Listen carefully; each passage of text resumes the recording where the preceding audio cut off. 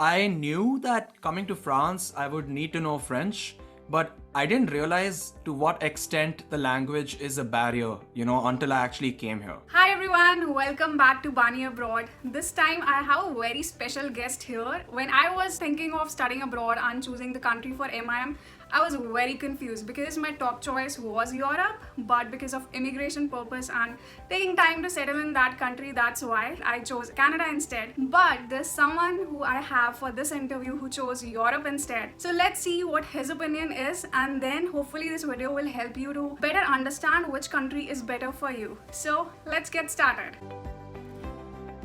Welcome Myang to this channel, and thank you so much for taking up the time, and I think that this video would be really useful for all those people who are struggling with the country like we were a few years ago. So thanks a lot for your time. Absolutely, and thanks a lot for having me. I'm happy to be here. All right, so for those of you all who don't know me, my name is Mayank. I'm a second year student at HEC Paris.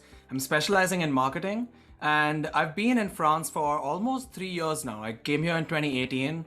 And I'm going to be graduating this year. So now we are done with the money part. Let's talk about what the class demographics looks like. I think Europe would have a lot more diversity compared to North America, but let's see. You tell me first about Europe. So I can tell you about HEC that the MIM class, which like for 2018, the year that I joined, I feel like, there were around 20-ish Indian people out of 250 international students. And then the rest were like mostly from Europe. I think most of the students in the program are from different countries around Europe. So there's a whole bunch of Germans, there's Spanish, there's Italians, there's a few Dutch, not that many, few Belgians, also not that many. It's a lot of Europeans. And aside from that, of course, there's a whole bunch of Chinese people as well. I think the number for the Chinese people is probably a bit more than Indians as well. There are very, very, very, very, very few North Americans. Like most North Americans don't come around here for masters. And I think the trend is similar here.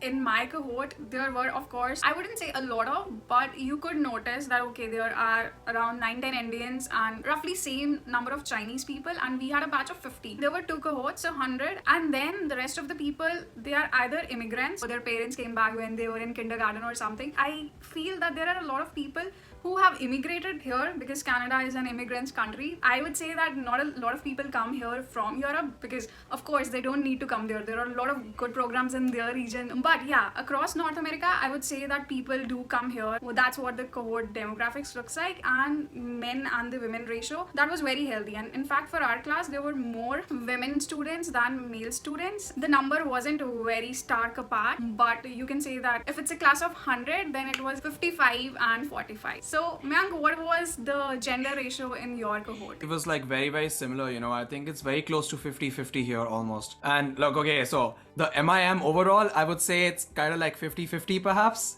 From what I remember, it's like, if not exactly 50-50, more or less, it's very well balanced. And in marketing, so in the M2, like in the second year specialization in marketing, or in the MSc marketing, the program that I'm in right now, I'm actually one of the 5 guys in the class. So in a class of 34, I'm one of 5 guys. So the gender ratio is vastly skewed towards like way more women than men in marketing. But I think that's the case only for marketing. The rest of the programs, it's more either balanced or, it's different. So I also want to know about the specializations and how difficult it is to land an internship, but I will come at that later. I am curious about the language barrier. So you are in France, and of course French. Did you know that before, or are you learning it right now? So tell me something about that. I knew that coming to France, I would need to know French, but I didn't realize to what extent the language is a barrier, until I actually came here. Like, so in France, honestly, everything happens in French. All the administrative stuff happens in French. All the bank stuff happens in French.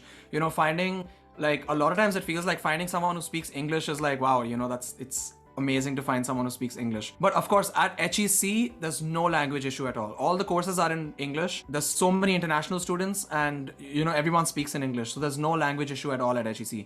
In fact, so when you're at HEC, it doesn't feel like the language is so much of an issue. But it's only once you start looking for internships, or once you go into the city, you try, talking to people outside of HEC, or like in the real world, that's when you realize that, oh yeah, it's the language is a huge thing over here. Also, another thing that I didn't mention in the cohort demographics part, which relates to this, is that the French students and the international students follow the same program but kind of different. They're quite separated. So a lot of their classes are in French, but we don't attend those classes. And similarly, they don't attend a lot of our classes. Except I think in the M2, in the specialization final year, that's when a lot of French students come to specializations that are mixed in with the internationals. That's interesting that we know about this, because I think unless there's a person who has gone through that situation, there are little nitty-gritty details that no one would know. Like the internet research, you wouldn't have that information except by talking to that very person, and that's why we have Mayank here. So Mayank, we were talking about the internships. Now I want to know, is it really easy? Does the school provide that, or do you have to search on your own? What's the case? This is a very interesting question, because it's difficult to give one straight answer for this,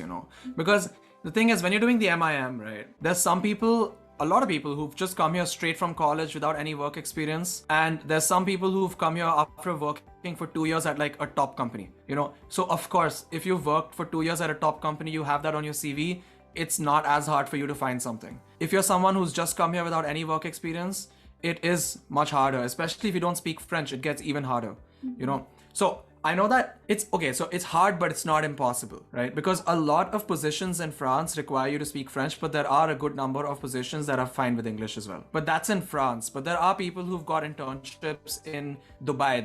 There's people who've got internships in Germany, in Belgium, in the UK.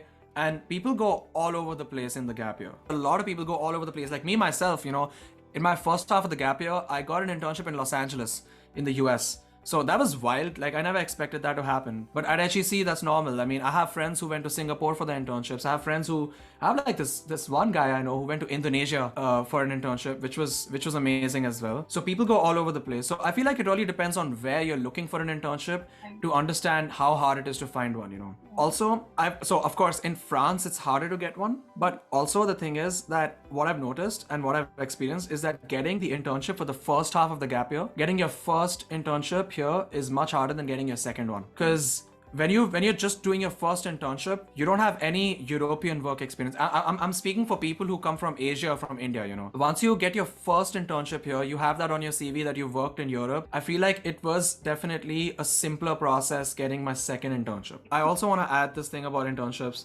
So how hard it is to find an internship, it also depends on which industry you're trying to find an internship in, So if you want to work in strategy, if you want to work in strategy, it's a bit different than if you want to work in marketing. Because when you're doing marketing, for example, especially if it's very customer facing stuff, having a high level of French is like very important. Right. But if you're doing strategy, which is more internal in certain companies, for instance, maybe having a high level of French is not that important. So it might be simpler for you to find one. Yeah. Similar with finance, like depending on which market you're working for.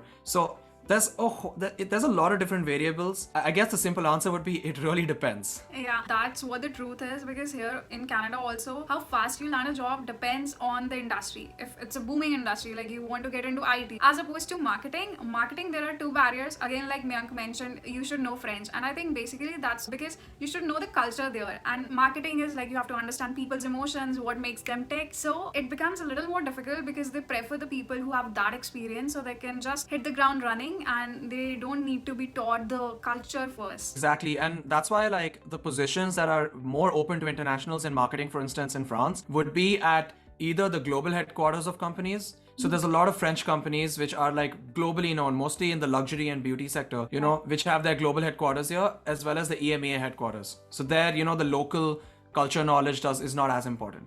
Right. So if you're interested in marketing and you want to go to HEC Paris or another European B schools, then just be strategic about your goals and see what will get you the first job. Of course, you don't need to switch your industry altogether, the one that you are aiming for, but the kind of roles that you should have a strategic approach towards that.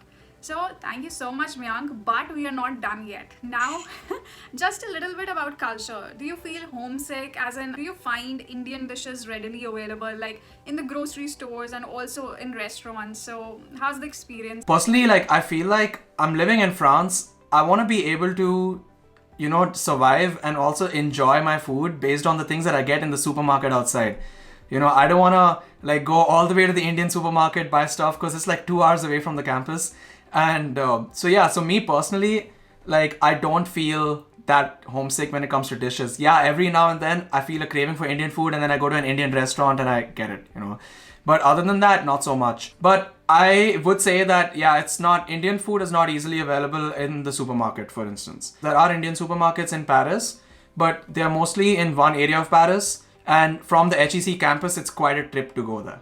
You know, yeah. So there's that. There's a lot of Indian restaurants in Paris. They're not like the best, but they're not bad either. They're all right. But I would say that South Indian restaurants in Paris, there's a lot of those. So there's a lot of South Indian restaurants in Paris, and that's because there's a diaspora of Sri Lankans and Tamilians in France. You know, so as a result, you want your idli, you want your dosa, you want your other South Indian foods, you want your filter coffee, you can get that.